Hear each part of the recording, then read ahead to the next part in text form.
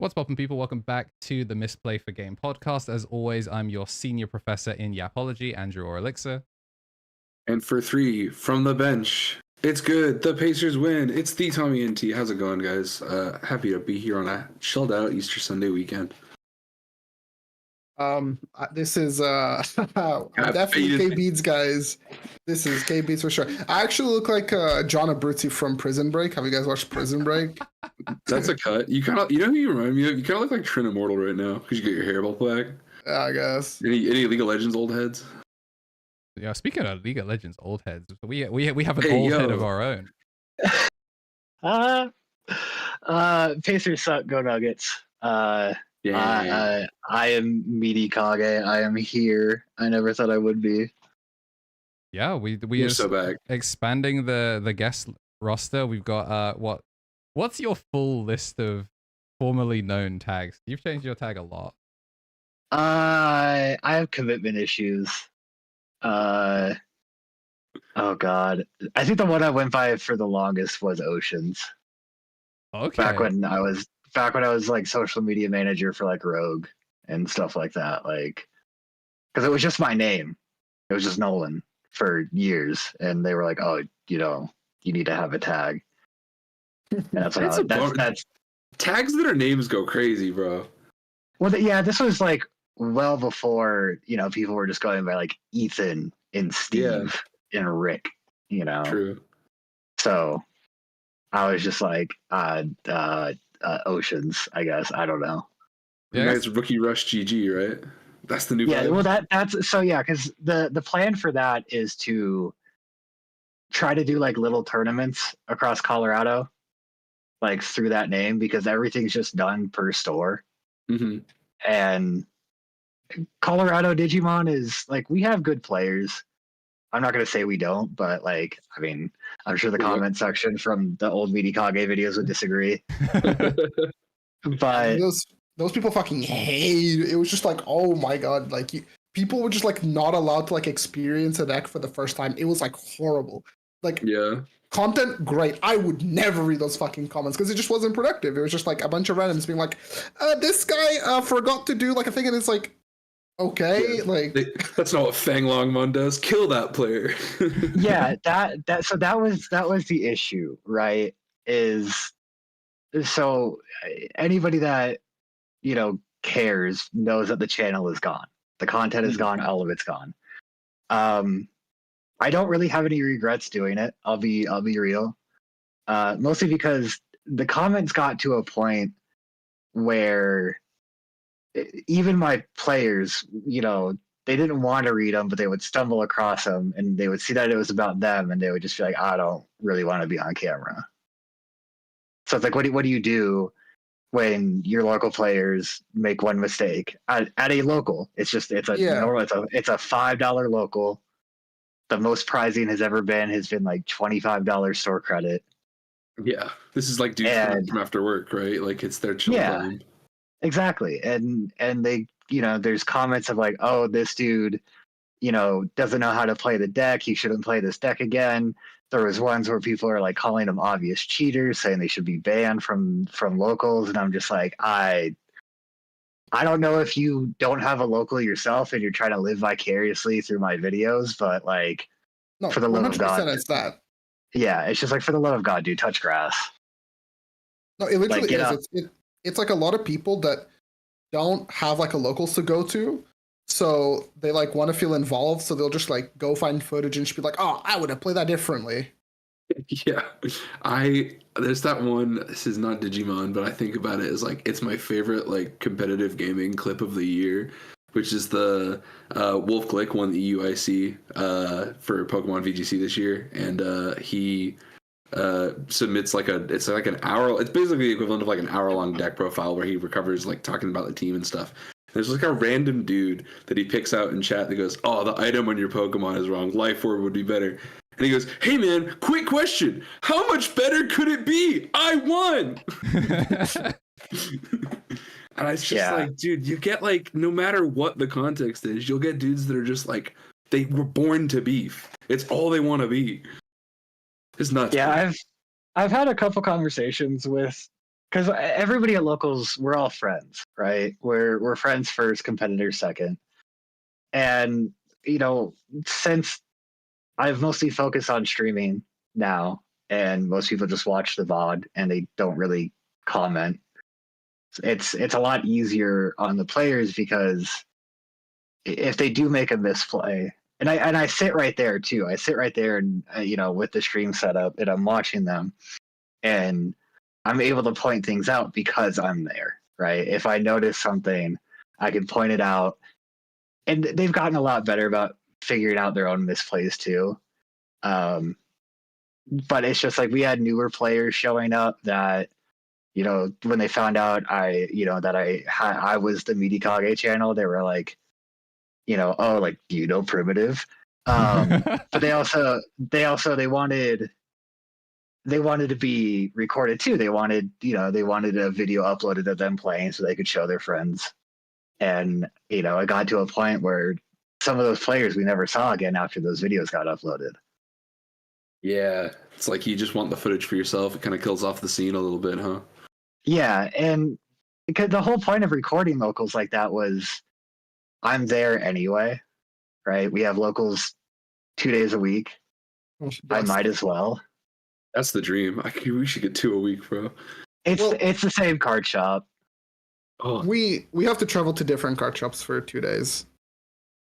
Yeah, like suffering, dude. That's the real. We get to go to 2 different hobby stores in the same city. Yeah. No. We used to have 3 locals a week. We had Monday, Tuesday, and Sunday. Yeah, they Sunday had Digimon. They were like wildly different in like skill as well, wasn't it? Like one of them was relatively chill, and one of them was like Nats practice. Yeah, pretty much. So Sundays were Sunday fun days. That was the whole point of them. The issue is that, like, and I know to a lot of people, like a 30-minute drive isn't that bad, but to a lot of people out here, like a 30-minute drive is unheard of. So the shop that we used to go to on Monday is like way down south from most people. So, and then they also like they stopped carrying Digimon product, and we were kind of just like we didn't really have anything to play for. We weren't allowed to win store credit. They just wanted us to give out like packs and stuff. And it's kind of like, well, you don't have packs for us to give out. So what are we going to do? What are we going to give out? So yeah, Mondays died a little over a year ago. And now we just have Sundays and Tuesdays. And Tuesdays are very much the, try hard, play what you want to play for an Evo Cup or a regional. Because we have a regional in Denver coming up. In 2 weeks, I believe. Yeah, it's crazy that it's almost May, bro. I was talking about this with some people here. It's like I'm going to Paris for the main like actual regional circuit, and then I've signed up and gotten approved for 3 store regionals, and it's just like we went from like, wouldn't it be really cool if we had these store circuit events again? Wouldn't it be nice if they supported locals? So it's like, oh man, what have I done? When am I gonna sleep? And it's crazy because they sold out super fast. Like I know, like that. Yeah, like last year when it was US only, it was really, really sporadic, and then they sold out immediately. They've done like R60. But they didn't have a cap. They didn't have a. Did they not? Really? Oh, like they had a smaller cap. Sorry, they had a bigger cap. Like I remember some of them were like 80, 90 men. Yeah, like, there was a event. 94 man I saw. The one in what city was it in Texas? It was weird because it wasn't Austin, Dallas, or Houston, and I was like, what a strange pull for a Texas event. I'll pull it. You know what? It'll come back to me in a minute. But yeah, it was like 90 something, 94 players. Yeah, it was like a 90 range. Yeah, this one is capped at 64 players, I believe. Yeah, as well. That makes sense. My manager for where I work is going, and so I figured I would cover for him. So I unfortunately am not going. Pain. Yeah, I'm at the Manchester one, obviously. But. Well, there's talks. You both have a ticket, right, for Manchester? Yeah. You're both going? I've got my ticket. Yeah. I've got my lottery entry. London, I sniped a lottery entry, but do not have a ticket. But I might still be there anyway, thanks to some shenanigans. So I might still be there, probably not competing, though, which is how life should be. I hate playing this game. I love talking about this game. Yo, honest, same. I love the game. I hate where the power creep is at.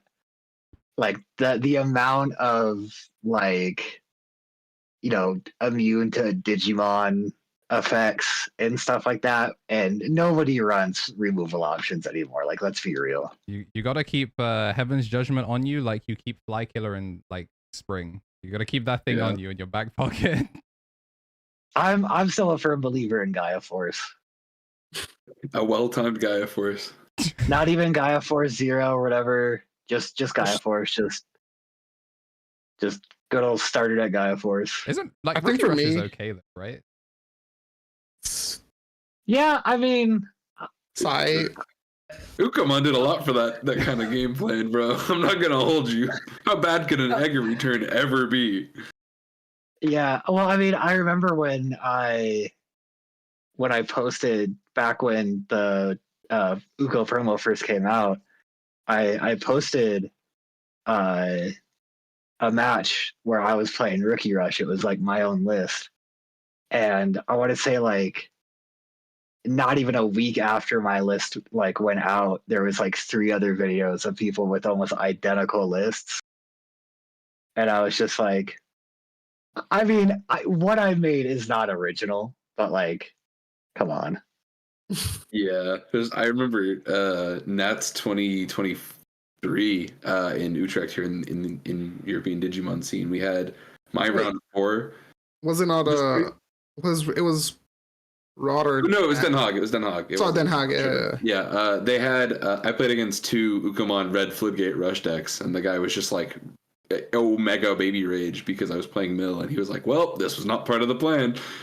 And I hit 2 of them back to back. So that the Christmas Ukamon came to town was the was that format. I did rage a bit when I got hit with Ruin Mode. Because I was just like, I can't play the Card's game. evil, bro. Card's you can evil. play through it now. You just need Isle of Adventure and Genai's house, and now you can send your 8K rookies or some nonsense into security, and it'll be fine. I mean, they haven't made them since what, BT 3 or 4, but the 2 to Digivolve, 2 to hard play, 5K rookies. Yeah. All of a sudden, you have an 11K rookie. It's crazy. They're horrifying. Like, because Bring back the 11K chump checker, dude. That's the vision. I do agree that like the game, like the power creep that Digimon is going through is like a little bit weird. For me, it's like less about like the unaffecteds and more about like color identity in a sense. Like green, I'm going to complain about green, but like green hasn't like it's like Zeph. We were literally talking about it earlier. Yeah. Zafagamon to everybody that doesn't play green, it's like, wow, so awesome. This deck is so cool and like it's so unique. And I'm just like, I want to fucking kill myself because like if my opponent is like thinking about the game, they will never do anything. And I'm losing. The moment that like bring back Grandis. Actually, based. I agree. I agree. You don't want to play the game? I fucking mark you. You die. Should have played the game. Should have played the game. Grandis now with like trainings. Oh, hell yeah. I'll stay in the back, buddy. Yeah. Trainings are a way that, I mean, I've said this on the show. Like, there was if you like break it down block by block, like block 3, block 4, it just kind of broke Digimon. Like, boosts were one thing, but at least boosts were like, you didn't go neutral on when you used them to when you got them. But now that you can ship a blue player and they can get cumulatively 16 memories worth of value off of that, you're like, I don't know if I should. Yeah, I don't know if I should play the game this way. But if they ban trainings, different game. Yeah, I for one can't wait to see them. I don't know, hit trainings, and then the Mirage players are on what? Jade, Blue, Wisteria, and what's the new one for Blue Flare? The blue-black one. Twilight or Cerulean or something. Yeah, it's some black blue. Shit. There's like 16 boosts. Like, yeah, take my trainings. Who cares? They get a boost for every mem blocker. You guys have seen the artwork for the Navy memory boost, right? That's the one. Yeah, Navy, yeah. With Marine Angemon. Yeah. Looks ridiculous. Real quick, what color was the last Marine Angemon they printed? Yellow. That was it was yellow in Deep Sabers. It was just unplayable. Yeah. And then what? We get a memory boost that's blue and purple, and the newest one we got is yellow. It's okay. This time for real, it's support for EX2 Marine Anjumon Kenta good stuff. Don't worry, bro. They're getting there. But I think for me, the other thing is like, it feels like, I think Adventure is like a good, like neat deck. And I think like Appmon is also, I wouldn't say good or bad, but it's different. Because like, we're getting to a point where like everything was either some form of like Mega Zoo, just like, slam guy. Or like all the Digivolving decks were just like, near OTKs. Yeah, it's like boost training, push out a 4 and spend 1 memory and kill them. Yeah. So I do like that we're getting a little bit of diversity in the way that like some decks are moving. Because like there also just hasn't been like a deck that I've wanted to like really play. There hasn't been a deck that I'm like, oh, this is like the thing. I think like Adventure is like the thing that I'm the most excited for recently. Yeah, that's because it's got lines and plays guys on board. Like we know when I see you flip like BT6 Sunamon and it's Gobbly training, I know that you haven't figured out what you want to play yet and just simply want to smoke locals. Oh, Adventure is proof that you can make something deeply, deeply pushed and like really unfair, efficient memory use wise, as long as it like is proactive and not reactive. Because like Bandai is like, you know what? Sure, reduce the level 5 that you play down to 0. I don't care. It's not TK Kari from BT7. That's why I'm like, Adventure feels almost like Rookie Rush-esque, but at least like it scales and like can play towards like, it has like a very like attrition-based playstyle that's like you're not winning by like OTKing or you're not winning by like flooding the opponent, you're just winning off of like good plays back to back to back and like accumulating advantage and stuff. So that's why it looks somewhat interesting. But like what's the deck that's coming out that I'm just like I don't know how they're gonna do that. I mean, Atmon's weird. You said it. Like, God knows I'm the #1 hater, and that everyone knows we should cancel Atmon fans and whatever. But like, listen, the deck's not that bad. It's just like it's only got 1 wave, and it's kind of sacky. But like, shit, it does evolve all the way up for 0 at the end of your turn if you play right. So like, yeah, but I mean, as far as a 1 wave deck goes, it's a pretty good wave. Like, well, yeah, but when was like? It's a 1-wave deck in the same way that Royal Knights in BT13 was a 1-wave deck. You know what I mean? Like, if they print you 40 cards. Davis. Yeah, well. That's why, like, the Olympus 12 stuff, every person that didn't play one of the, like, 4 previous Mega Zoo decks are like, this one's for me. And I'm just like, yeah, okay, sure. If you didn't play Davis Royal Knights or Demon Lords, or even, like, the Omni Zoo / like Dark Masters deck, I don't know how they're gonna make this one more like appealing to those people. Because it's not gonna be Mega Zoo. I hate to hurt everybody's feelings, but like it's gonna be like a toolbox deck that evolves from like it's weird like broken level 4. Or like it's gonna be like Crossheart or like Galaxy, where it's like, here's the engine, now make the toolbox, and then everyone's gonna turn it into Mirage. Dude, if it's tagged and you can turn it into Venus, God help everybody. The real Mega Zoo was the BT 1 through 3, where it was like Plesiomon, Magnadramon, the on play recover one for like 11. Yeah. Volk. Volk was one, and Puppetmon. The suspend something and then none of their stuff on suspense at the start of their turn. Puppetmon's the Omnimon killer. Yeah. Yeah, and then you just try to get into whatever level 7 you have, usually like Ragnalord or Omnimon or something stupid, or at the time the OG Chaosmon. Yeah. The Millennia as well, right? The Millennia was like not hard.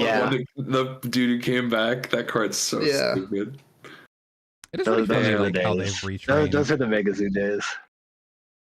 Yeah, I'm glad that's because like I'm glad they experiment with new stuff though, because like, you know, like you said, like, yeah, I think you're right that most of the dudes who just want more Mega Zoo kind of want the same thing again, but like Royal Knights and Demon Lords play different a little bit. They do play subtleties. different. Yeah, the box that your square hole is cut into looks slightly different. Well, it's like one Ruin Mode loops you, the other one doesn't. Yeah, one of them is having a bowl of cereal and the other one's having a pancake for breakfast. You know what I mean? You're still having shit that comes out of a box. we had this guy at Locals that made like the funniest point. he was like, oh, I really like how, I don't remember the deck, but he was like, I really like how the 3 searchers, the 4 plays out the tamer, and the 5 plays out the 3. And he was just like, oh, I think all decks should have something like that. It was Shumon. It was Shumon. Was it? Yeah. Yeah, and he was just like, I wish all decks were kind of like that. I was like, no, because then like, what would be the difference between like my deck and your deck if like every deck did the same thing? Yeah, I mean, it says a lot. We call, like, there was like that wave where they were doing it. Where it's like, this is modern tamer play. It's like if you have 2 or fewer tamers, like that's where the game. Like we've gone through waves of them printing different versions of that, which is always really funny. But the game every day, you know, I wake up, I say a little prayer, and I say, please keep an XVmon that says play Davis Motomiya from hand without paying the cost out of my game, or put it on an armor form that says David Motorhome specific. I don't want to see like in name. I don't want Davis and Ken being played for free. You want Davis on his own. They made a Davis that Evo's XV for free. How's that for something, huh? Yeah, no one has resolved that effect ever. Yeah, I had to explain that to somebody that it, you know, it has a second thing it does. Yeah, that's what I sometimes Never resolving use. It. Like I sometimes declare that instead of saying declining Vmon effect, because that one, like it takes a solid like 5 seconds away from someone as they go, what? The only time I've seen like an XVmon being evolved into something that it wasn't like the Imperial was like old school like Rookie Rush. If you're like jamming Vmon, like didn't eat a Guy Force insecurity like an asshole, you just go evolve into the XV2 unsuspend, swing for a game. It was like a shitty Blitz Omni. It was sick. But now ain't nobody trying to evolve into any XVmon that doesn't gain a memory back. Come on. Yeah, and we all know it's just gonna keep getting support.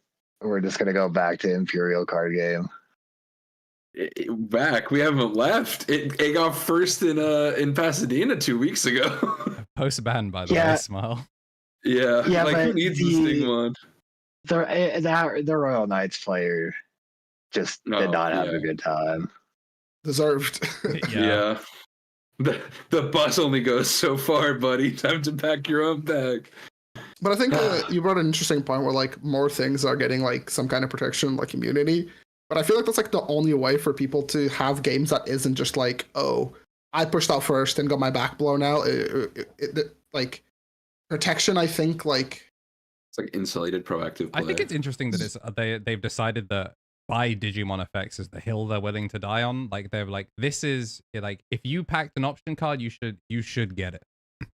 I think it's funny that they did that, and then Sequoia just plays options for free and tells you to fuck off. But it's like. But like at least that deck has that niche. But I think like some decks having some form of protection, it at least just means that like your guys are like trading with each other on board as opposed to just like, oh, they promoted first and like I lost, or like they promoted first and I won because they promoted first. Like that early on, I think like one of the reasons why I won a lot was because like people just didn't understand like when to promote or like when to not promote, because some people would just do it for the sake of doing it and then be like, oh cool, I raised, I made like 2 checks, this is awesome, I'll pass over to you. And I'm just like, okay, I'll you can tell guy. who like lived BT9 and understood what happened if you put a guy on board and went, this will make it back to me. Yeah. I feel like BT10 through 11 was just asking a new player, like, so why did we promote here? Like, what was the thought process? Like, what was the thought process behind that? It's such a loaded question. It's never asked. Well, okay, it's sometimes asked with good intentions, but most of the time it's like so what were we thinking with this one? Is always like you are stupid, but let's find out why. Yeah, I think the issue though is like the amount of decks that don't have, whether it's protection or recursion or, like something like partition. There's decks that say if it would leave the battlefield, do this, but there's other decks that, realistically should be just as good, but they're on deletions. Millennium. And if you're getting we talked about that the other day. We were just like, it's a deck with so much tight space in it as well. So it's just like you could try to find ways to like get stuff back from discard something to like kind of help set you up again if your thing gets removed, usually bounce to hand or bottom decked. And yeah, you could run the Wicked God option, but like at the same time, it's a 4-cost option. The effect itself isn't that great. The delay is nice, but the delay is also like kind of hit or miss depending on like what you have in hand. Yeah, I think the fact as well, especially the moon doesn't have immediate removal, makes it so like when someone tries to delete a Millenniumon and you have that option set, you 2 for 1 because you float straight back into Millenniumon and you get a free moon. You go, you're cooked, buddy. But as soon as they are, playing to the actual removal, and you're like, all right, I cracked my options card to get a sourceless Moon Millenniumon that might kill 1 Tamer and burn a security, but will not actively, sort the threat. And if you didn't have a second one, it's a sourceless guy with no protection, no Digicross to put stuff back under it. You just go, cool, shoot it again. You go, yep, understandable. Have a nice day. Like, I mean, it was I had a playtest game. I got it to Z next turn. He just suspended it, bottom decked it. I'm like, cool. That's the shitty part of color identity, huh? when they beat your recursive loop. I've been playing a lot of Examon, and like what you guys are talking about like reminds me of like I think it's fine for like some decks to just have like weaknesses as a control deck, because like with Examon, like it's the whole like EX3 Slayer, force combat, and then if the opponent is like intelligent and they like try to swing something that can't swing, you're like, this guy's smart, my deck just doesn't work. But like I'm okay with control decks having like weaknesses, because like with Millenni, it's like, yeah, if the opponent like the Digivolves, it feels horrible and you want to like kick rocks. But if you put them in the grinder, that person is not having like any fun. You're giving them the illusion that they're playing the game. And it's like the same thing with like getting them into the grinder is the hard part though, because that deck burns through so much memory. You're never keeping turn. Like that grinder is like using fossil fuels from like before my granddad was born to power it, and you go, man, I made it this far, and then sometimes just goes, turn off the key. Understandable. This one is for the next generation. It would have helped. But the kids have it. It would have helped if they gave that deck like more than one viable consistency through line throughout the whole thing. Yeah, it sucks that one of the Millennials doesn't do that. Like this game has like it does one thing really well, and one of the like machines and the Chimera just don't do it. So when you see it, you go like, yeah, woo, this was cool. Deck is really fun. That uncommon Chimera is so bad. It's so frustrating. But I would rather he'll get another wave, right? They're making VPET decks this summer. Chimera, gonna get they throw him a bone in one of those.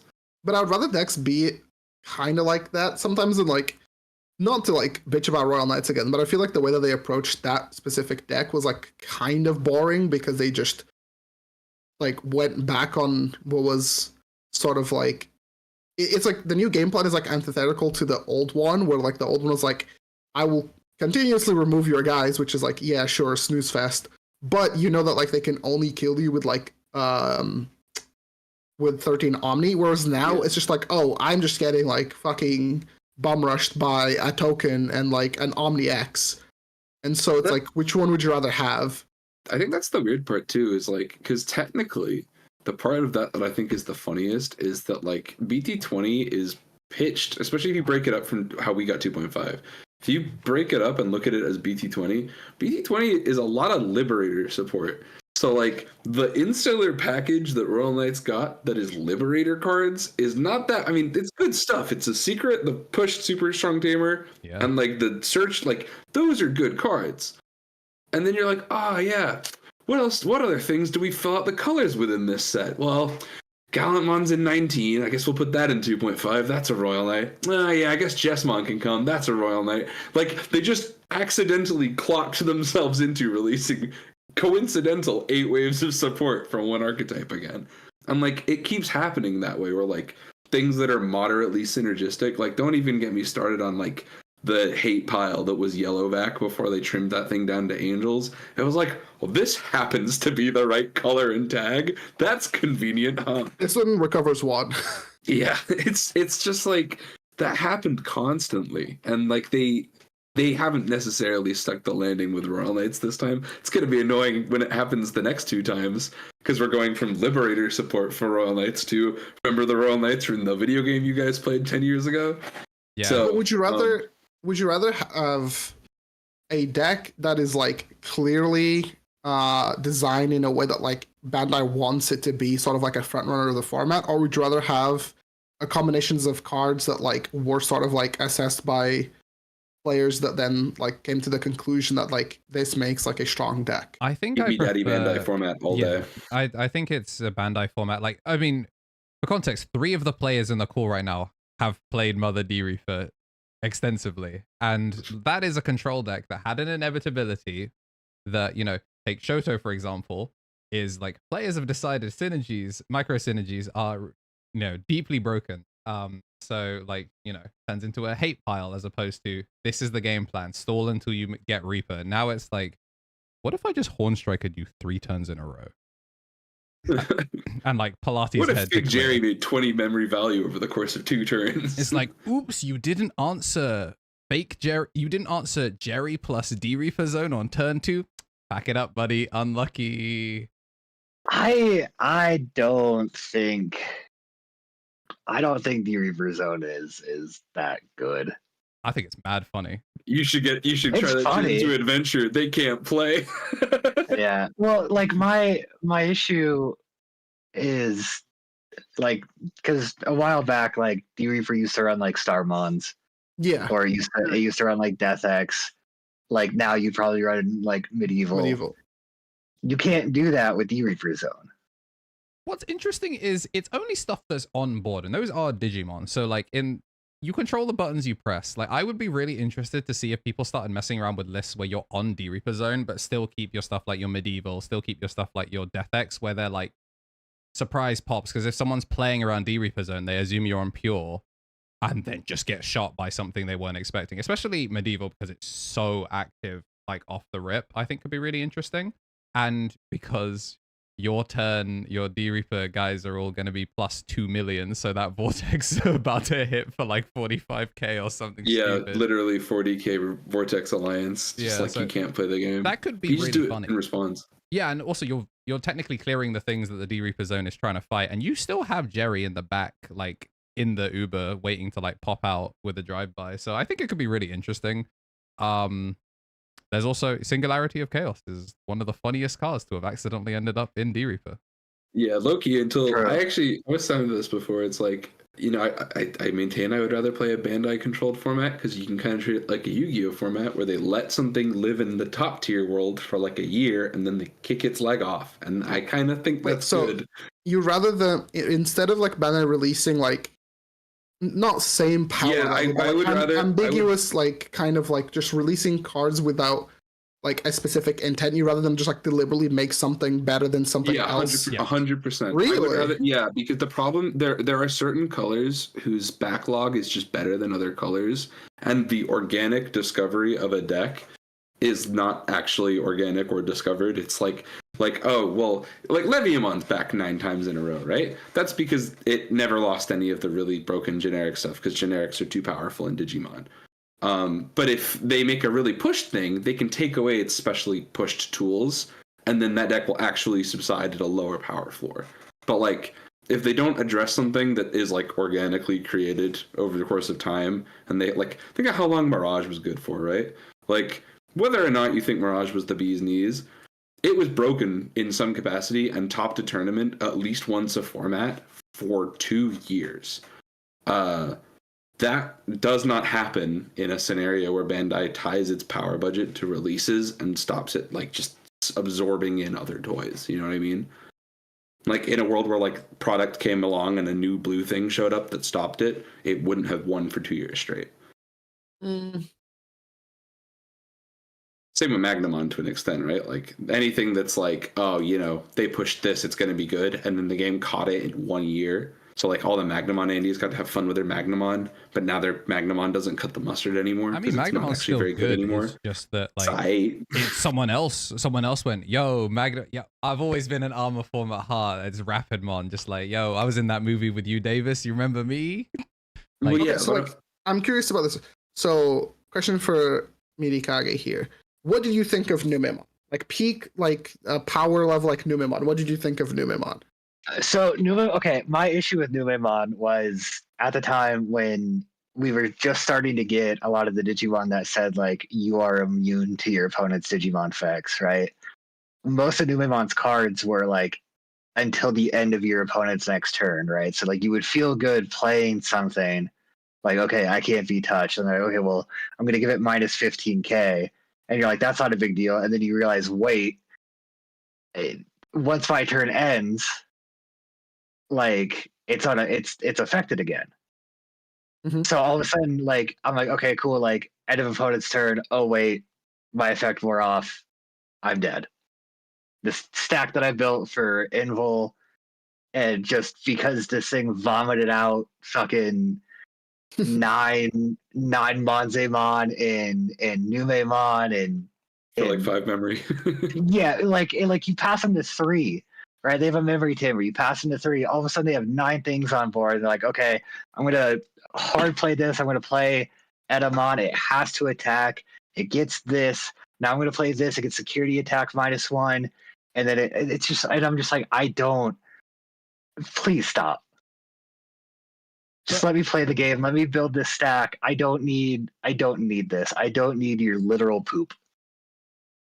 Genuinely though, the weird thing about Nume as well is Nume feels like they designed something and did like what they intended. It was an oversight. Yeah, like massive oversight. Like they had a line, like this is a cool line. This might be slightly pushed. And then people went. They really thought we'd play Shin Monzemon. Yeah, they just went around it. It's like no.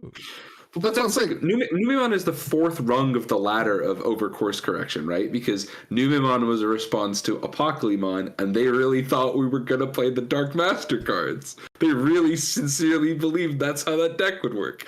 That's crazy. And then that was a response to the like ridiculously powerful tempo decks that were just like dig card advantage forever. And then that was a response to the OTK. So like discovered good stuff broke Digimon for a year. That's what I'm saying. It's like, I think, well, my thing about like Nume is like, Nume was like easy-ish enough to pilot, and so like it attracted people. Like it was like anyone can cook, right? It was like you gave somebody like instant ramen, and then it was like, okay, you can go like positive record at your locals with like Numemon, because like the cards were like the combination of like Ukos and everything else was like above power level. And I think I don't mind those kinds of decks, because at least it's like we came up with it sort of like on our own, as opposed to just like Bandai clearly like giving us like a wink, like BT16 Pildramon. You know, like. Yeah, it's a weird one, because I still feel like people might have maybe tolerated Nume slightly more if Deep had gotten to go to Worlds. If Nume didn't win Worlds and people were like, oh, how many of these? Oh, most of these cards already exist in BT15, and then it ran BT15 and 16. Like, if that was a 16 ass deck and you're like, all right, it existed in one format, ran everyone's fade, and then they killed it. It's like, whatever. But because it was like. For the record, SetCon won Worlds. It wasn't Numemon. I meant.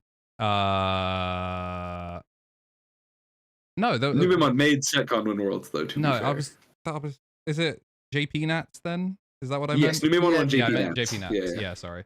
I mean, Security Control is another deck that didn't need to exist. Okay, that's the one that I will say, you know, sometimes evil fucking people make evil fucking decks, okay? Like sometimes they accidentally release one too many cards that sits there and adds a security bag. That one, I will say, fellas, we should not have done that one. That one was for the worst of the game. Not for the betterment. We should have all just like ignored it, pretended that it wasn't a real thing, and like nobody would have had to deal with it. I mean, the worst part is that like it's on a deck you see in a best of one format.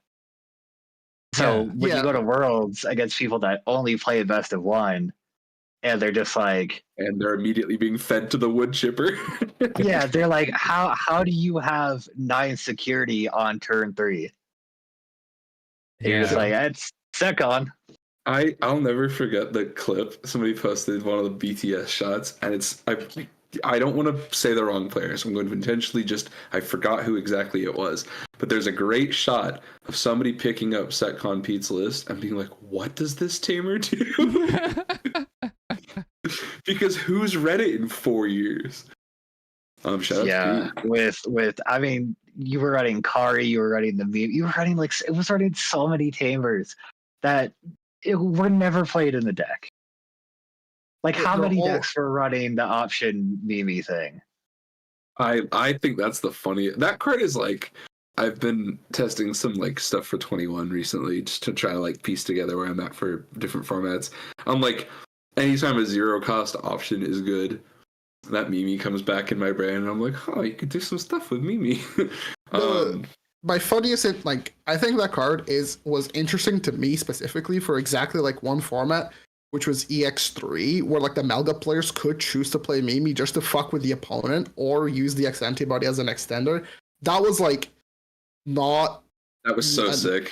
Yeah, I don't know about like so sick. No, because like what a weird adaptation in an OTK mirror match, like to implement taxes. It's such an interesting idea. Just like that, I don't have it, but I really hope that you don't have it enough. Like you didn't pay for insurance. You're like, oh, you don't put your seatbelt on. It's like, I'm only going up the road to the store. I probably won't be in a car accident.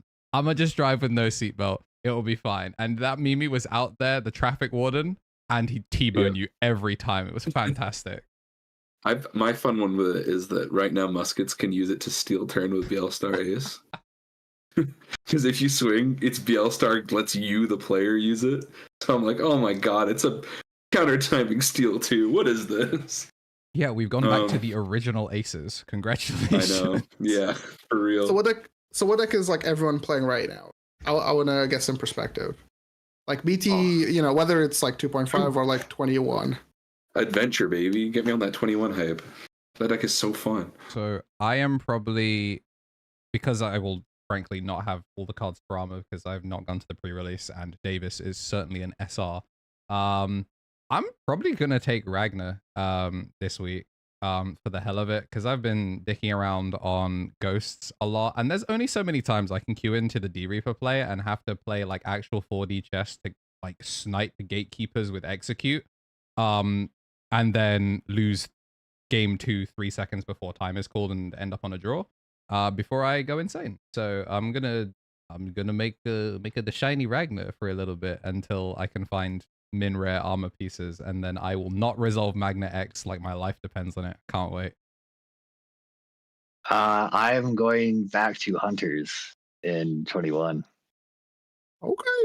I got to resolve the Resujamon, bro, in pre-release, and I'm like, damn, I forgot how fun this was. Right, I missed that deck so much. I played it into oblivion in VT 12 and 13.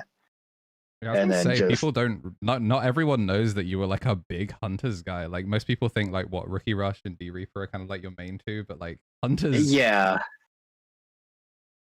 The decks that I won the most locals with were obviously Rookie Rush.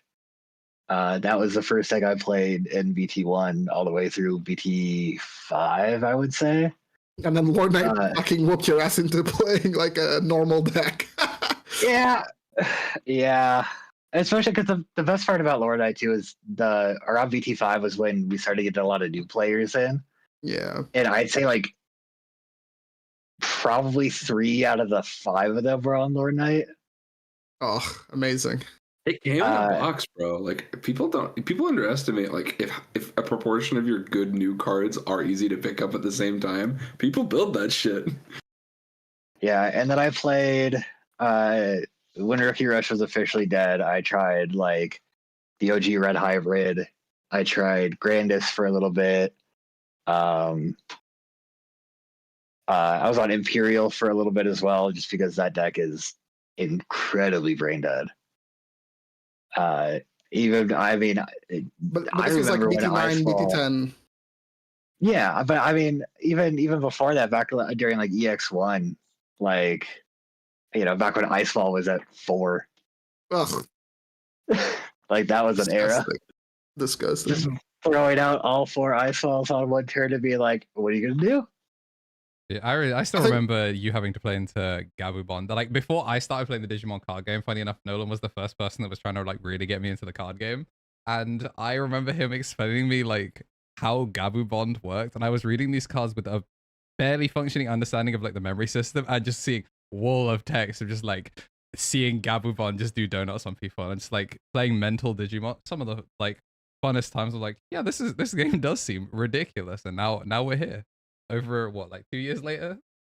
Gabu Bond, that was the Mario Party format of Digimon, bro. Gabu Bond was like, it was so funny because they released Lord Knight, and it was like the second time that we had like close to like a tier 0 format, right? Like Sarasmon, Green Digits, or whatever. We had that deck for like 2 weeks, so we never actually got to experience like tier 0 green. But like Lord Knight was like really, really popular. And then they were just like, what if we just told the new deck to fuck off? Let me tell you guys about like Bandai influence. Cool new deck that you just played for a format. Play this new deck instead. I mean, that's the Crossheart kids, right? That was the same thing for them. They took that deck out back. Oh yeah, but during that time when Gabu Bond was like tier 0, I think it was Nationals because it was the height of Coco. It was all webcam, and I remember watching it. Like me and my local players, we were in Discord. Somebody was screen sharing it. We were all watching it, and almost everything was like a Gabu Bond mirror or Gabu Bond and Agu Bond. Hell yeah. And then like maybe a security control. And we were just like, what is this format? And then the Nationals a year after that was all Black War Greymon. It's almost like they keep releasing like unbelievably powerful decks whenever it's like national season. Anubis. Because like, yeah, Anubis. Well, it's because when they BT4 don't, you just end up on blue and yellow hybrid. You remember when there's like the, man, I don't know what to play. Let me dust off Siakamon and the boys real quick. Bro, you're not even, like, literally when they hit Shine, people went to yellow hybrid Shine. That was like the thing people Marcus were playing hybrid. in BT4. Geo Gray play anything for free. Yeah, like if it was not for the best purple set of all time, they really would have been a yellow blue Nats that year. I think it's just crazy. Oh yeah, the Diaboromon player that got caught with 5 Diaboromon in his deck. Ah, awesome. That was great. I remember that. And then, that was, honest to God, that was probably my favorite era of Digimon because like so many people were cheating at that time. Like, wait, yeah, webcam Digimon, right? Was that Yeah, your favorite? because it was that era where I feel like a lot of people failed to realize. Yeah. And he also had like, there was one dude that also had like too many erratas. There was another Diaboromon player that like his webcam just randomly stopped working when he was about to lose. So like they had to pause the game, and then it just everything like seemed like super sus. But it was an era of Digimon where like going back to like how like I feel like my old channel was just absolutely obliterated by like toxic comments, and it's just it's weird because like the community's never really been toxic. I think I just got really unlucky. But like I feel like a lot of those people weren't there when cheating in Digimon was at nationals. It was in regionals. It was like it was live in 4K. Let's not be was done about it. 240p. Let's be real. We've been seeing how some people be doing their webcam. Yeah. Well, the webcams were literally like someone's point and shoot from 2004, but like maybe your opponent was filming off of an iPod Nano, but my round 4's on the PlayStation iToy. Somebody save me. Yeah, and you're just like, you can barely see what's going on, but you can see the misplay, you can see the cheating, and you point it out in the chat, and nothing gets done about it until like the game's already done, and then the win gets revoked, and then you have to wait an hour to figure out what's actually going on. We had a case. It was like an armor mirror match, and one of the guys just like slams a Vmon. He had enough memory to like slam a Vmon, evolve into Magnet and swing. and I think it was me, Andrew. I don't know if it was the one that you were also casting, Tom. I don't know if it was the one where I know the event you're talking about. This was you guys casting the No Heroes event in Germany. I think about we were that clip once a month. I had to literally go, you've played that turn. Like, I had to stop casting to go, you have played that Digimon that turn. There was also like another guy that was like evolving into Jet Sylphie with Loe for like reduced cost and just like healing one from the chat, like healing the one. And I was just like, that's not how the card works. You've passed turn. And it's like, damn, sometimes, you know, these webcam people, they just kind of go crazy. It is really They forget how to They just forget how to play real Digimon. Oh, there's the player that, like, online results, like, you know, low double digits, you know, 3rd place, 4th place sometimes as well. Offline, 58th place jobber. My favorite is the Pyramidi, where they just be like their Digivolution cards be sliding into places that aren't the bottom of the deck. It's like, I don't know how this happened, man. It just happens to be the exact order that when I get de-digivolved will give me the perfect line. It's like, oh, that's really interesting. That crazy stuff. I hope I don't get flack from this for any of my local players that remember this and are in, you know, might be watching or are going to watch the VOD. But during I want to say it was the 2021 or 22 like store championship series to qualify you for Nats. I'm pretty sure the video is still up on Primitive's channel. But we had a store championship, and the finals were, you know, for most of our store championships, it was just people from our area and then a couple of people from Denver. But it was like the first time at like a large scale event, our finals were 2 locals players. And we all kind of had our money on like on one of our friends who I don't remember what deck he was on. But he was going up against Grandis. I want to say he might have been on like Gabu Bond or like Blue Hybrid at the time or something. But he was going up against Grandis, and he does his turn, and he has lethal like once the turn is passed back. And it was like, I'm pretty sure it was game 3. And so he passes to 3. Grandis player only has a Mimi out, and he promotes and then puts the memory gauge to 4 for no reason. He has absolutely nothing on board that could gain him a memory. And he just goes to 4. The blue player is just like looking at his hand. He's not paying attention. You know, he's in the zone. And then all of a sudden he just like wipes his board, checks a bunch of security. And I remember like walking past and being like, how did that happen? And we were all kind of confused as to how the blue player lost. And then Primitive uploaded the video and we saw it, and we're just like, oh no. This would have been before start of main game 1, like tamers were even a thing, right? Yeah, Brandis also doesn't play anything like that. You played like Mimi and like maybe Searcher Davis. So funny. Yeah, and the only tamer he had on board was Mimi. And he just all of a sudden goes to 4, and we notice that, and we go up to him and we're like, hey, like, misplay or cheat or whatever it is, like, you did technically cheat this dude out of his Nats invite. Like, you should do something about that. Like, maybe replay it, and then because you could also at the time you could give your invite to somebody else. You could contact Bandai support and be like, hey, there's no way I can make it. Can you give it to 2nd place? Right? And they would oblige. So we were just like, hey, like maybe like replay it. And if you lose, give your invite. He refused. He played Nats. It was back when Nats was it was webcam. And I think he played Diaboromon amongst many other people that probably have that kind of background.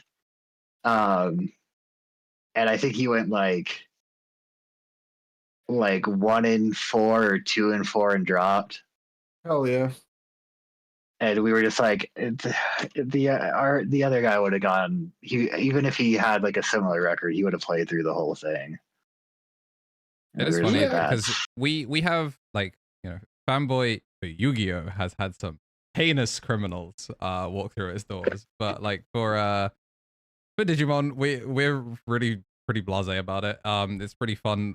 We have, I think it's a screenshot somewhere in one of the discords that just says it's just 2-time regional champion Saf going, you mean he let himself get cheated? And it's like, that's my favorite. That's my goat, my ride or die.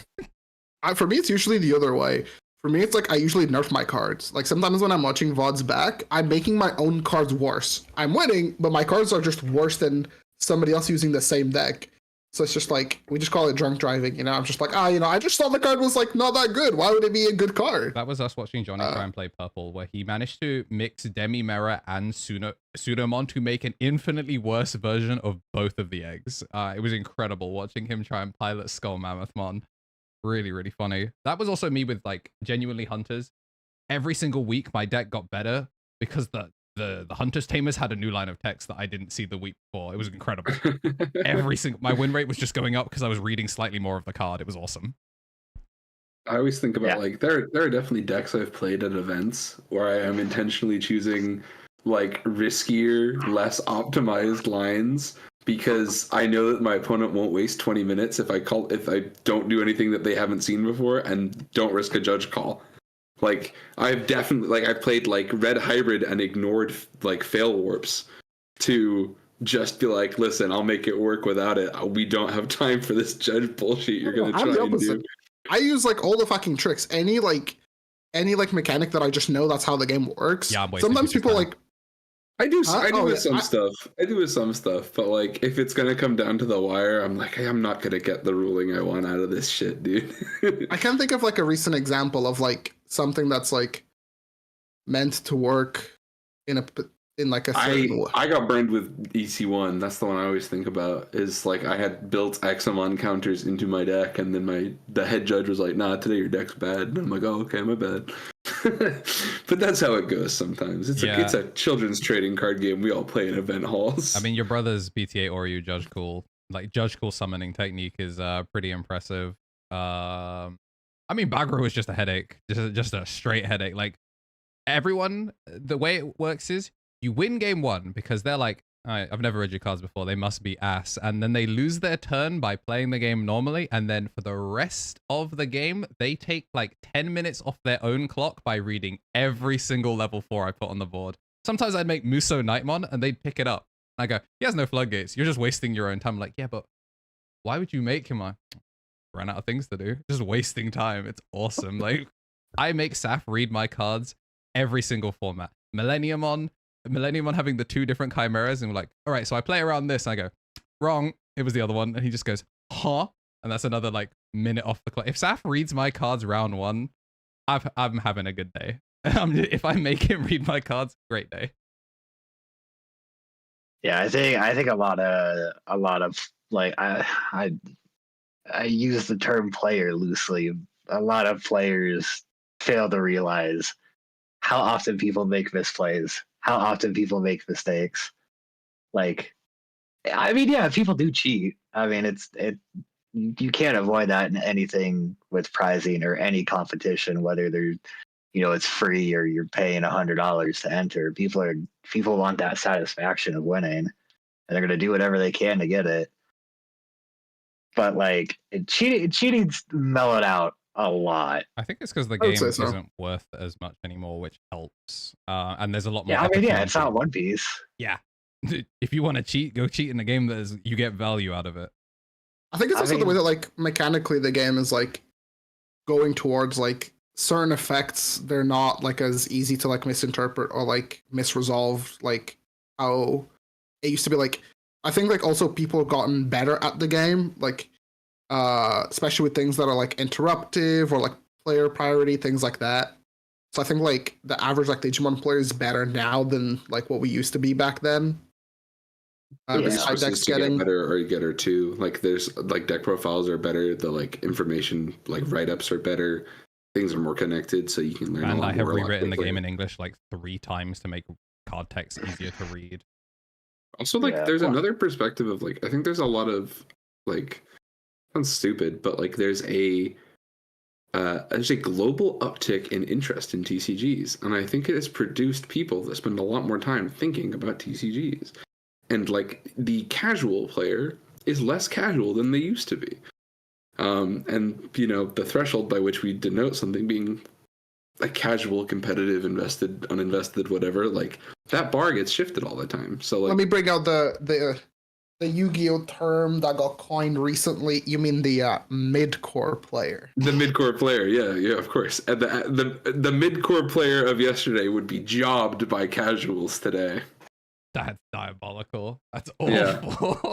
Dude, I think about this all the time. There's this discussion a lot in fighting games about like if you took like your O2 or your locals to Evo in 2006, how many rounds do they win? Yeah, or and like, it's like how many well, of the five gods could you beat in 2005? Like, you know, besides Mewtwo King, like you could probably take the rest of all of them. No, you couldn't. That's I can't L cancel. I think I would job Ken. That's crazy, Andrew. That's insane. You would get your fade run in the fastest 6-minute set of your life. But it's something to think about because it would change the way you look at the game with the benefit of basically cheating hindsight into the equation. I'm like, you learn from the communal pool of information, right? So like everyone who's ever been like, oh, I don't know what I'm supposed to do about like how I beat Gabubond, help me Google search. There are now 700 times as many articles on the internet, on YouTube videos on the internet about how I beat Gabubond. You can just Google that shit now. Good luck doing that in 2021. I'd also like to point out something that Ashbot said earlier. Don't you love a definitely not rotating format? Can we talk about that? We can. How One Piece has a rotation coming up next year, and we won't. We have. Yeah, we're not getting one. We have almost 20 more sets than they do. Yeah, we're on year 6 of printing now. I think the you know, I love being the hot take guy here on the podcast. It's my favorite. I don't do it on purpose. Oh, you have hot takes? I promise, chat. I have people walking up to me and it's being like, why did you put Grandis in tier 1, bro? I'm sorry, not Grandis, Tyrant, but yeah, whatever. Hey, you were right, to be fair. It literally then topped. I was! Anyway. Sorry. Oh, God, I hate getting the record straight. Anyway, listen, the thing is, like, they're not going to rotate the game because you have to take it for what its face value is, right? Like, you just go off of the most recent word of God, right? So producers are like, yeah, that was a crazy announcement from the One Piece team, huh? We're not doing that. And you just ride that ticket for a year. I'm like, you think about like how bad the Ulti Cups did that were like a fake rotation format. They're like, ooh, okay. Even like the monocolor Ulti Cups, like, I don't know if you played any of those. Those were... Bro, those were... Yeah, right? Think about how people don't take kindly to restricted deck building in Digimon. They're not crazy about it. Let me tell you, as somebody who was like, oh man, Blue Mord is like so well positioned. I can't wait to play Blue Mord. Oh, half of the room is on Blue Mord. Why? When people were I don't want to play the mirror. Yeah, like when Brad topped the Warsaw one by techie and Nidhogg so he could just win the mirror for free. It was like awful. I was just like, I won't play it, and I didn't. That's crazy. I just didn't play it. I topped it. I didn't play it. Because I was X1 really early on. I got beaten by a friend. I actually 2 of my 3 losses in that event. Shouts to TommyX3. 2 of my 3 losses in that event were 2 friends of the show and friends of mine in real life. And Mr. KnT Minikill sent me to God in the most humiliating loss I ever had in a tournament, where I basically OTK'd him on Gallantmon, and then his last security was Rena, and Rena spat out blocker Leomon, and I was either not getting lethal. Sorry, I said Rena, not Jerry. Jerry spits out blocker Leomon, and I either popped it and gave him 2 memory and lost the turn, or I lost the damage. Pretty good.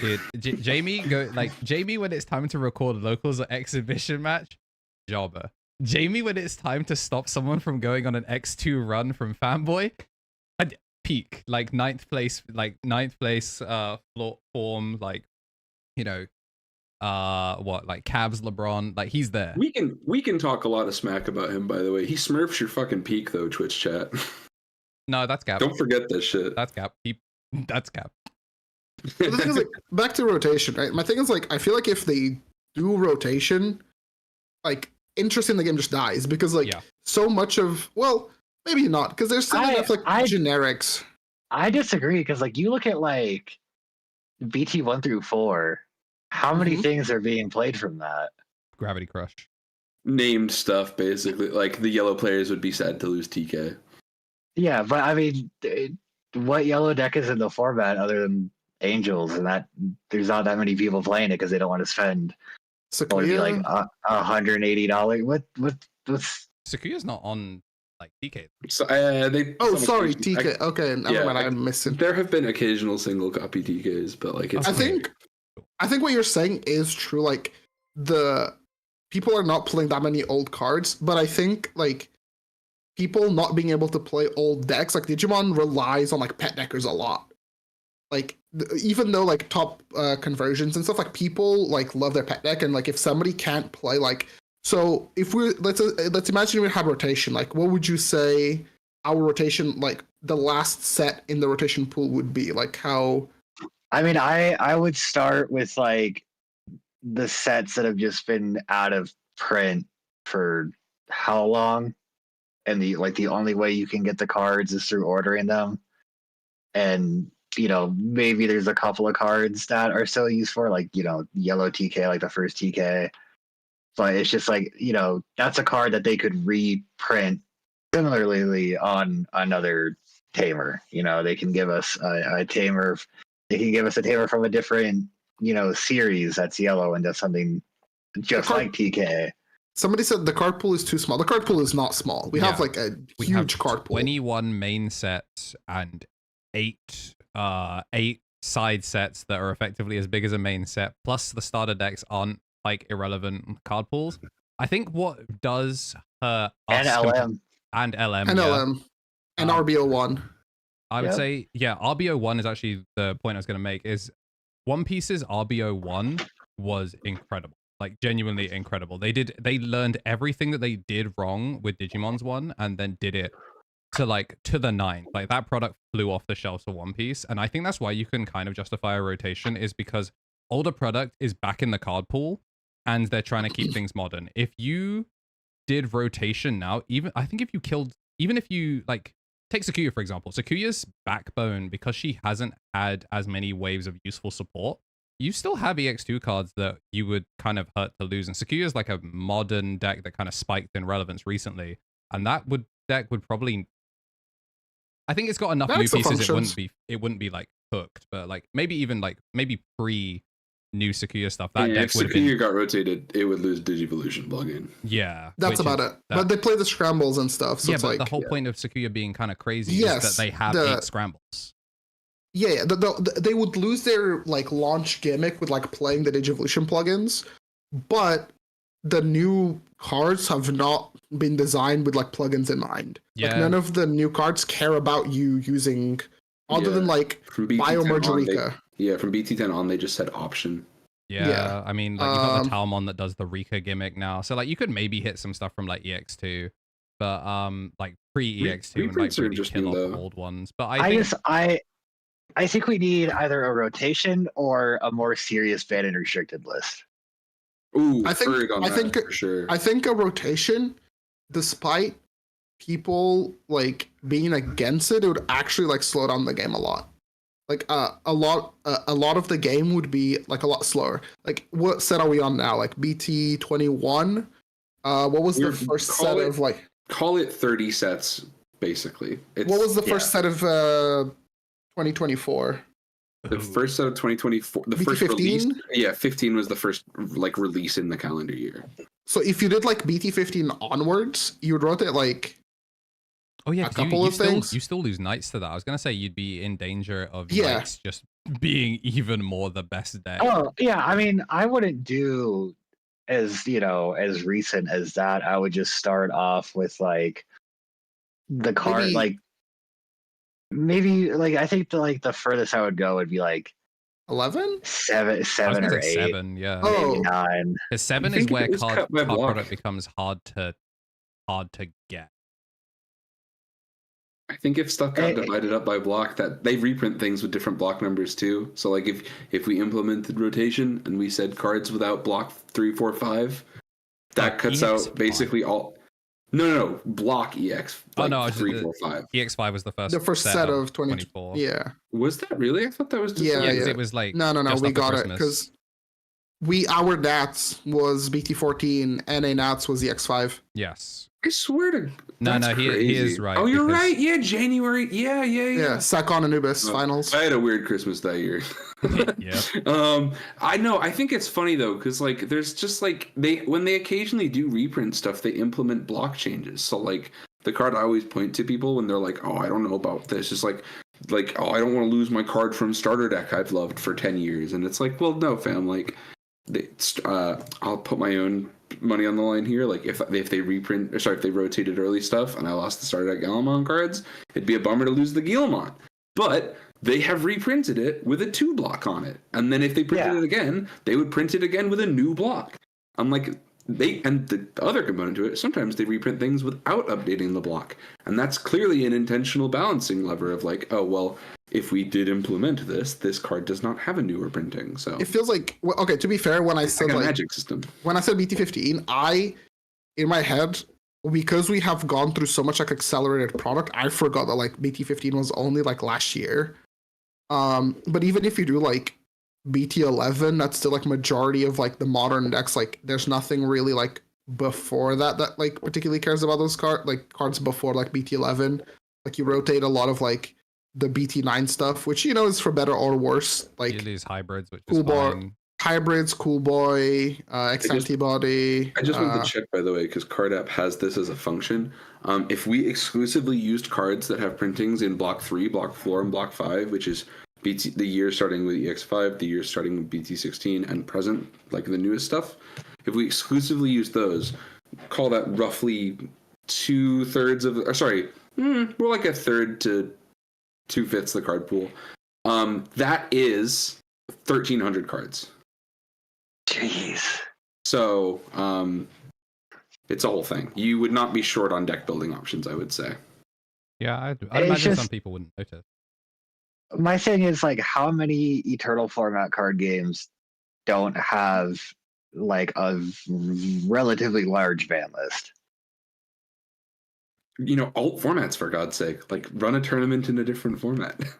I get it. I don't know about you guys. Like, I know y'all have had like luck with like Eden, but we have never gotten, unless prizing was like absurdly sick. Like the winner Beelzebub that was given out during that like starter deck thing. Yeah. Like people just don't play them out here. Like the pauper thing that was going on out here, like a couple people talked about it. Couldn't find. There was one store in this entire state that was doing it. Yeah, I think Bandai has to support those. It was only participation, right? You just had to show up to get your like Diomon, and that was it. Like there was no actual prizing, right? Or was there a winner's card? I think the Edamon might have been a winner card. I don't remember. Edamon and Biomon. Yeah, I think Biomon was participation and Edamon was winner. Yep. Like they looked nice, but that's it. Yeah, Bandai doesn't. I mean, that's the difference between like Bandai supporting their card scene. We said this like a year ago on the podcast. I was rewatching some of the old stuff to see like implementing some changes for other stuff. Spoilers, but we said on the podcast like a couple of years ago. I think it was Marcio actually. I want to make sure I give him the credit for it. But like, I'll be saying stuff. You be saying a lot of shit, bro. We've done a lot of episodes, but they did.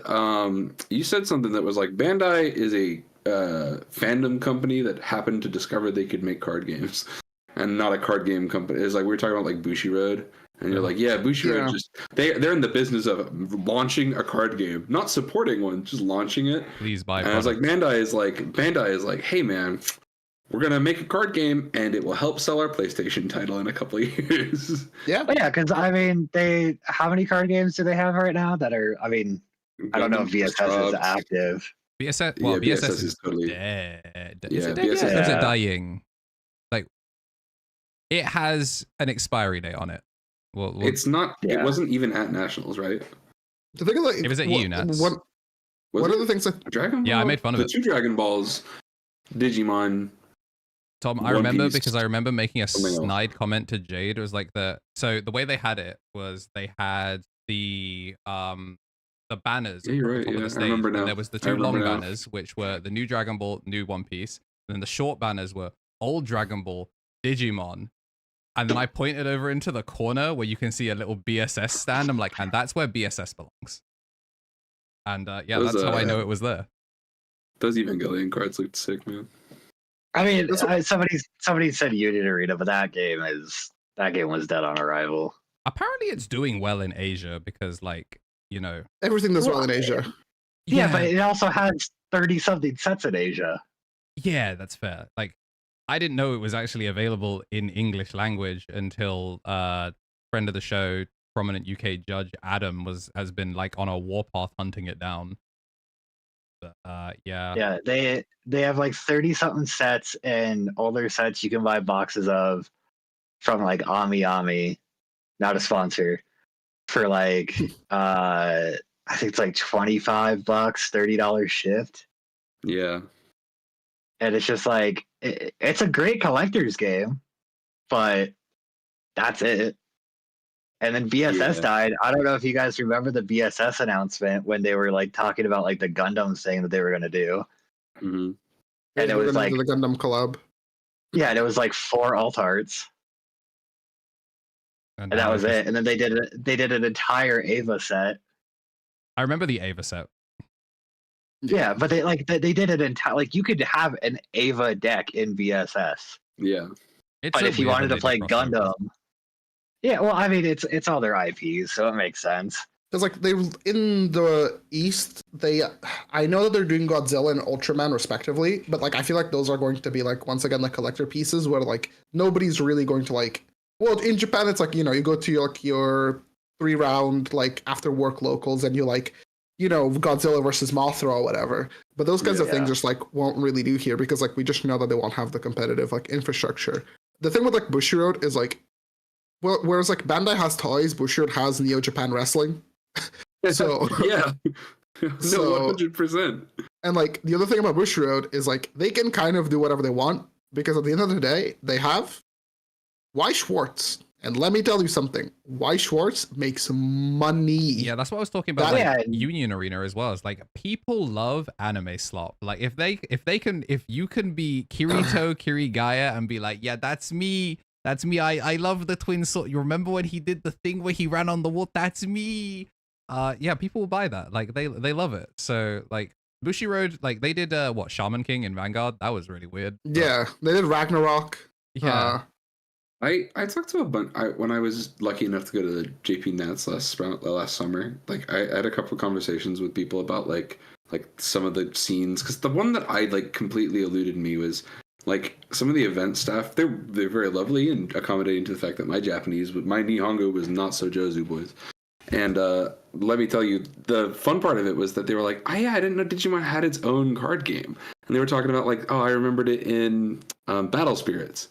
I was like, yeah, because to a certain extent, what happens is like, if a thing survives long enough, it kind of just fills the space around your eyes of like, I'm in a hobby store, I expect to see these things.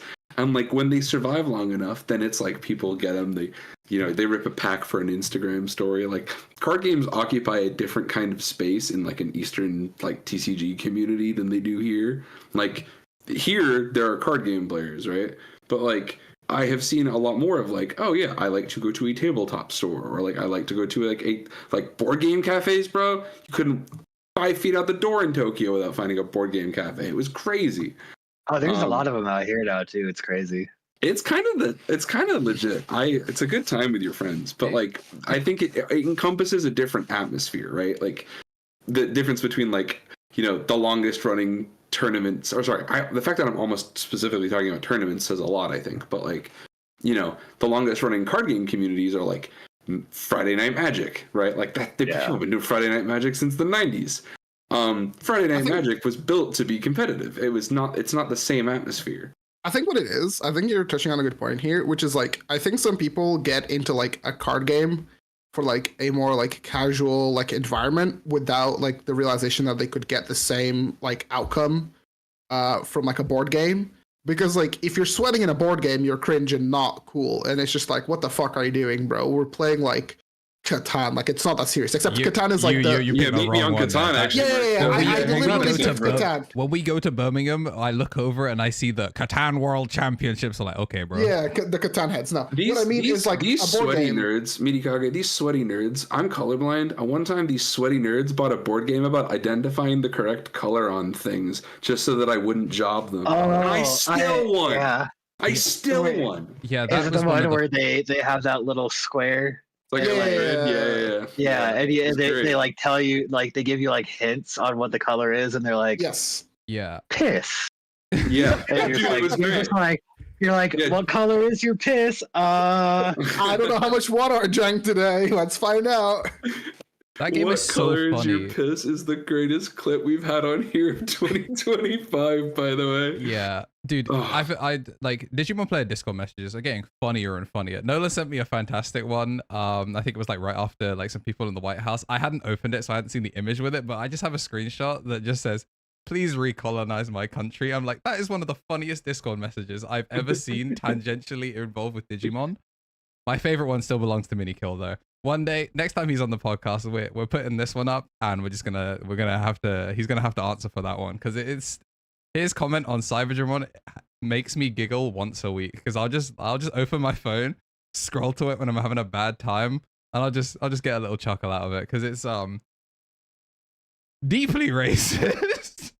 Yeah, if you take all the context away from the thing Jamie said, it does read very badly. Yes. Oh, it's so funny, because I also immediately instigated. He just didn't understand what he did wrong, which is what made it even funnier. Well, thankfully, Andrew and I have known each other long enough that I will say anything on my mind to him. It's so like fun. I brought up an idea to him to do on this podcast. And like, I want to say like 20 minutes after I sent it to him, like, that's actually probably the worst idea I've ever come up with. But I'm going to leave the message there for him to read it, just for the reaction. My favorite, Band-Aid, brother. My favorite thing anybody's like ever said on like a Discord like a server was Jambo on Hoang's server when like Demon Lord this wasn't me like de-doxing Jambo. This was when Demon Lord Beelzemon got revealed, like the Rush one with like the Digivolve. His message was like, unironically, the new Beelz is really good in Beelzemon.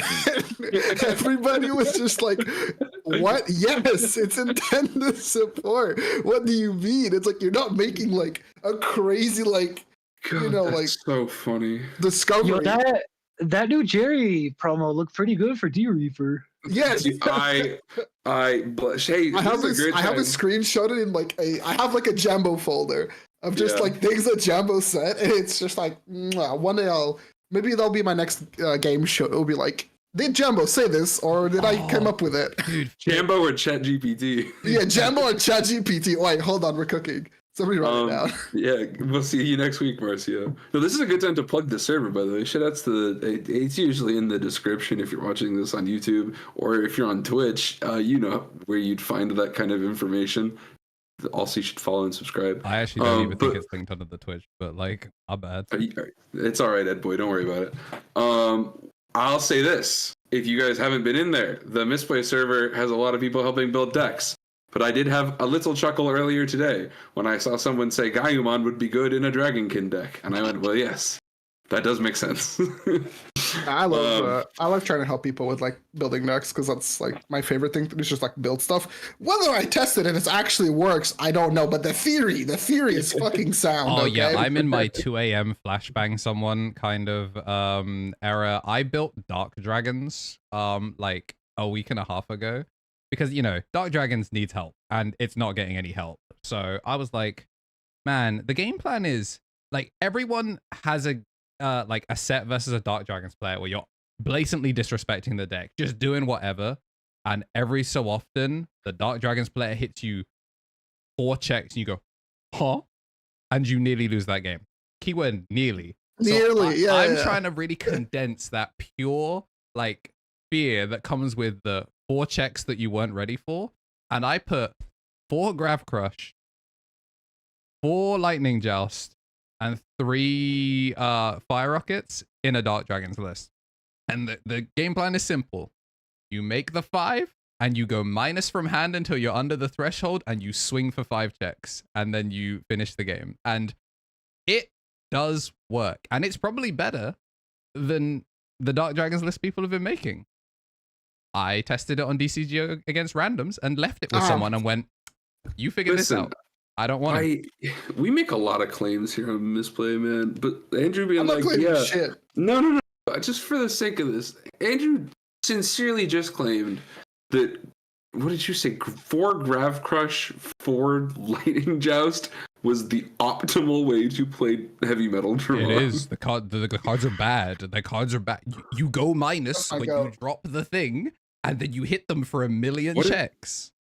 I like to request things on here because people won't do it, but it's a funny thing to have in hindsight as like a little tick in posterior. But like, you know, if we got Lethal Living clips that are just people trying to make a heavy metal list work, I wouldn't say no to that. Yeah, actually, in fact, we could not run Lethal Living today because it was just not meant to be. Saving some clips. But y'all have got to stop just sending me clips where you kill people. I get that you want to see the 4 of us go, whoa, I can't believe he killed him from here. But I need some... like, Wojak, like, whoa, he got the kill. But no, I need some of you, like, I know there's some masochists out here. I know some of you freaks that be out here putting together lists that don't kill. I want to see the hope of someone who bet 50k channel points crumble into dust because you hit Gaia Force insecurity. Do send me clips where they kill. I need clips, but please, some of you that, like, you know, have these really interesting decks that have complicated lines that just don't quite push enough damage, or just getting sacked and sent to hell. Please send me those because I need them. I know a bunch of you are just AFK on Drazzle all the time, and you should just have Shadowplay open recording your desktop. And you should send me those clips. There's an !M4G clips is how you submit them. I would love to run Lethal Living again because it's a it's probably the most heinous like game show on this show, which is saying something because none of our game shows outside of maybe Patch Note Party are designed for everyone involved to have a good time. I'll throw together 4 Grey Dragons for you. Oh yes. Hell yeah. But again, it has to not win the game. Do you think 4 Grey Dragons is going to win the game? Hell yeah, you know, Goldramon, swing with the token, Goldra X, another token, swing that, boom, bow. You Venus lock them so hard they scoop. That's a win. Yeah. So that works. She's not a 4 Grey Dragon. I want to go like a Zulong. I want to go Magnadramon. I want to go Goldramon. I want to go McGeedramon. I want to go up that garbage EX3 line. Ugh. That's what would be funny about it is because that deck is not supposed to kill, so everyone's going, this trash won't kill, and we see the most deeply disturbing lethal line of all time. Just like get like a 240p webcam and like DNA with the tokens and hope nobody realizes. Unregistered Hypercam 2 down at the bottom. Yeah, just like DNA with the tokens, make Chimera, and like, you know, recipe for success. Oh, somebody in the Twitch chat's got to be old enough to know this, but what's the name of the royalty-free song in Windows Movie Maker? It goes like, Easy Space. That sounds right, actually. Yeah. You miserable old man. I thought Easy Space was the key gen. Oh, let me look this up now. Welcome to the section of the show where we Google things live. Sorry, audio listeners. Yeah, it's just Andrew. I'll take a lot of people being like, sorry, audio listeners, but I won't take it from Marcio. All of my Marcio spent the last week doing speed face as a joke silently that no one could react to. He's doing it again, chat. I love Marcio. He's the guest that generally has to come up. I'm the guest? What the fuck? I'm a fucking I'm a co-host. He is the host. Why do you think I came out of retirement? I can go back to enjoying my Saturday. Dude, I love Marcio. He's my favorite host. I was close. Sound system. I was close. Wait, no, hold on. I'm getting false information from a Reddit thread. It's called Dreamscape by 009 Sound System. Yeah, there you go. Correct. God, if you were listening on Apple Podcasts, I'm sure you knew that because Okay, we keep bringing up this Apple Podcast. Any Apple heads in the chat, just like, please let me know. Okay, I'm tired of shouting out fucking Apple Podcasts. Nobody's listening on. If you're listening to this podcast on Pandora Radio, shout out to you. Oh, hell yeah. That's like my uncle specifically. I have to voice this thing that's like stuck in my head. And it's like, I'm watching this, there's this guy that makes like League of Legends arena videos, but before like every round, he puts like a funny caption before like the fight. And he'll put something like, oh, it's 2 a.m., go to bed. And people in the comments will go, oh my God, how did you know it's 2 a.m. for me? And it's like, it's going to be 2 a.m. for somebody. So, somebody, it's like, there's no way. Yeah, I immediately got by the girls when I started adding if today's your birthday, happy birthday. And they were like, I know where you got that from. Like, yeah, I don't give a damn. And then 3 days later, it was like, oh, yo, it's my birthday. I'm like, happy birthday, Chief. Hello, everybody. Today's my birthday, and I'm here with my girlfriend. And it's just that, you know Harry's big Dorumon? Yeah, it's just that he's holding it hostage. You don't have to shoot. God. Anyway. Yeah. What are we talking about? Ravedactyl. That's what we're talking about. Elemental Hero Ravedactyl. I got so shut up. No. Yeah, if you haven't seen that, by the way, the MVT video is really good. Oh my God. We're talking about shut up. This is such a bad show. No, Windows Movie Maker. Oh, Lethal Living clips. Yeah, send those in. That'd be a big help because it would be cool to do that, and then maybe still to do it at an event this summer that I am actively still working on putting together. If you're in a distance that you consider close enough to the northwest of England, this is relevant to you. But I swear to God, it's gonna happen. So save some air miles, chat. Andrew should have warned you guys that I love to ramble. No, I mean this is what the podcast is about. Show. Like this is what I wanted out of the podcast. Yeah, the game shows are whatever, but let me get angry about things that don't matter in the grand scheme of things. Yeah, I mean that's for fun. Exactly, for fun. For fun. I would say we are very blessed. Know that. We're pretty blessed. Like you kind of mentioned it before. Like we're quite lucky to be able to play stuff like Eden or organize silly weeks. Like getting to talk to people at Nats and getting to hear just bro, your locals suck. Everyone's just nobody has fun. Everyone's always like, oh, I tried to play Machine German and they were like, no, you should play Mirage. I'm like, bro, we have people trying to make Mamemon work every 3 months. We're quite blessed. We let some people go. So unchecked they topple Bloomlord. I'm gonna give you a prime example of something that happened at my locals a couple weeks ago, and these guys are all my friends, so there's no shade. But it was Red Purple Imperial versus Royal Knights, and Royal Knights 2-0'd him. And I want to say about 20 minutes, give or take. And I walk over to the table because I usually just TO and judge nowadays. And I walk over to the table. I'm like, hey, what was the score? The Royal Knight player tells me it was 2-0. And I just see the Imperial player fucking head in his hands. He's just like, I try to play to win. I get my ass handed to me. I try to play for fun and I get absolutely bodied. And I'm like, brother, you're on Red Purple Imperial. You've won probably more locals than anybody else here because he was the person that I started playing the game with when the starter decks came out. It was him and I were in his car driving to the card shop the day starter decks got released.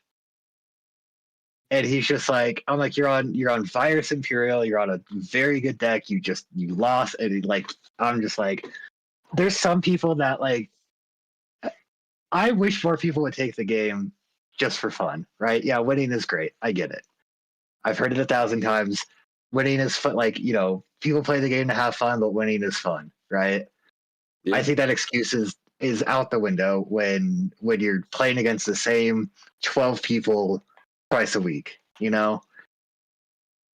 And I love memeing about people that take games that seriously. When you see it in person, you see somebody that got bodied and they're just like, I'm gonna sell this deck. I've got oh, I've put $500 into bringing this deck out. I can't believe I just got O2'd. I can't believe I lost to Royal Knights and D Reaper.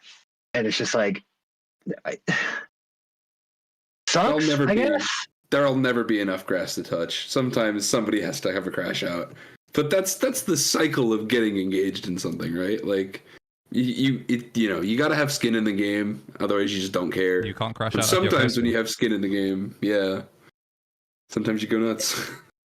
I just think more scenes should do it. It's a shame. I wish more scenes would have, like, instead of, maybe only buying singles, put actual effort into reading some of the other cards in the box and just go, what if we just all played some dog shit this week? Or like, obviously everyone's, definition of dog shit changes, and that becomes a whole like political thing, which is where stuff like, Eden and regulation really does help kind of level the playing field.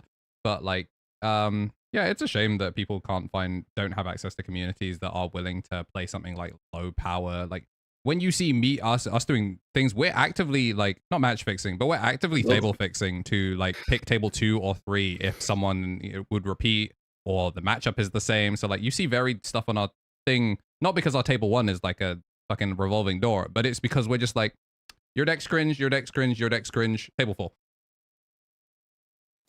They'll take Ravemon from like cold dead hands, bro.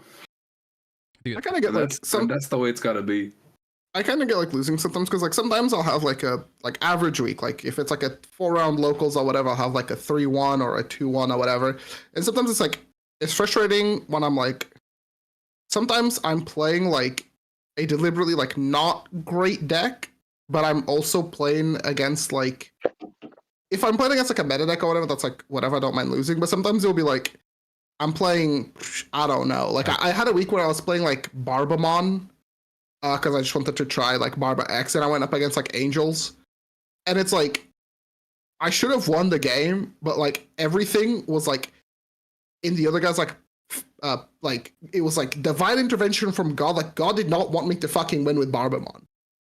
And it's just like, then it gets to the end of the game, and I'm like, why did I just like waste my day like playing Barbamon? It wasn't fun to build. Yeah, I had like fun like theory crafting it. Playing it was like, there's like highlight moments, but for me, it's like I can't keep playing a deck for like highlight moments. I have to like sometimes I just want to play a deck that like I either really like or a deck that I know it's good. And sometimes it'll be like, I'm sorry everybody, like I'm playing Levia and like it is what it is. Like, look, man, I have like a tournament coming up and it sucks for you, but trust me, it sucks for me more because I don't want to play this fucking crocodile, okay? But sometimes you'll be like, oh, let me tell you about Deep Savers. And that's like, oh, this is a good time. I'm having so much fun. And I don't care about the result. I get that. I think the issue when it comes to it out here, at least in like, I'd even say, most of like this like Midwestern region, like, I don't know if it's just because, majority of the popular card games out here are either One Piece, Yu-Gi-Oh, Pokemon, or Magic, right? Like, not a lot of card shops support other games. Like, maybe you'll see Star Wars pop up. Like, maybe you'll see Flesh and Blood pop up. Yeah, sure. What the hell, man? One card shop in the city sold product when it came out, and they're still sitting on the same like 6 boxes. Send me the name of the shop. Yeah, I need some old cards. I need some old cards. I mean, no, anyway. I mean, next time I'm there, I'll post a picture in the Discord. But it like. I get it when it comes to those players, because a lot of those players have that behavior at like an RCQ or something, or like we have these things called that some of the stores do, like 1K tournaments where it's like $35 entry.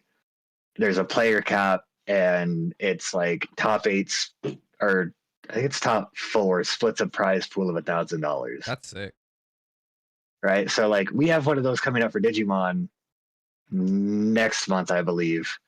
How the fuck is that? The math isn't mathing. The store's just happy to go minus. It's like us.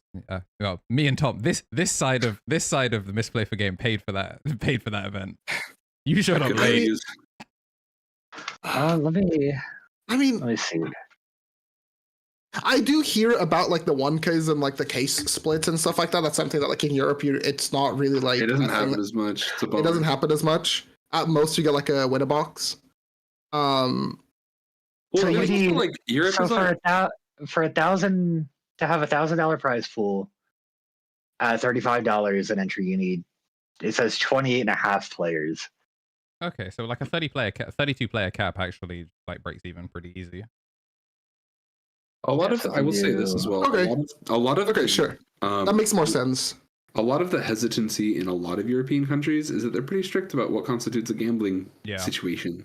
That is true. Which is not so in the United States. That's actually why we can't have Pokemon regionals in Colorado anymore. That's why they do so many of them in Indiana, because Indiana doesn't give a shit, bro. It's kind of a waste. Indiana and Louisville. Yeah. Ah, good times. Did we hear and Lexington, Kentucky too? Was Eddie on the podcast or was this off the podcast? He on the podcast literally cannot get channel points on Twitch. Yeah, like he can redeem them, but he physically can't use them because of like the Netherlands has really hard like anti-gambling stuff, and even betting fake channel points. Please press the follow button if you're on Twitch and you haven't followed me. It gives you 300 mono coins that you could waste on game shows that we didn't play this week. I can't do any of that because even fake gambling is too much dopamine for people in the Netherlands, so they don't let them do it. Money matching is the lifeblood of everywhere, and I think more places should be able to. Really? We should do money match. I would love to. Can we talk for like a sec? We haven't done it. Somebody ducked a money match for me. I was actually looking forward to it. I actually fucking labbed out the matchup and they fucking ducked, and it was just like, come on, whatever. It just sucks so bad. No, hey, we're not there as the store right now. That shit was lame as hell. I'll say this. I think we did a lot more talking about like the things we like and don't like in the card game today, which was nice. Pioneer. But I personally think that one of the coolest like little development goings on in Digimon right now is the Southeast Asia versus NA grudge match. That shit is so sick. I'm sorry, the uncles are they're going to get fucking rinsed, bro. Listen, they're not called the uncles, Marcio. They are the uncles. They are the uncles. Uncles is a joke about but they're not called. Yes, I know. I'm Uncle Shane. But they might as well be. Anyway, it's such a cool thing because it's like we haven't had this in Digimon. Like, very cool. I mean, obviously Unification helps with everything, but like, Andrew, if you guys didn't know, did some of that graphics for the draft, so you can go and check out the VOD over at the I'm watching YouTube channel. The equivalent of like Tony the Tiger, like dance with a chinchilla. That's like in a gladiator arena. Okay, like it's so jovial. They're not even. I don't even think they picked like. Well, I don't know what the process was for selecting which Unkers were gonna play. I don't think they picked Kurova. Presumably because when you're that good at Digimon, you kind of have other things to be doing. Kurova is good, but like best of 3. I'm sorry, you guys are getting washed.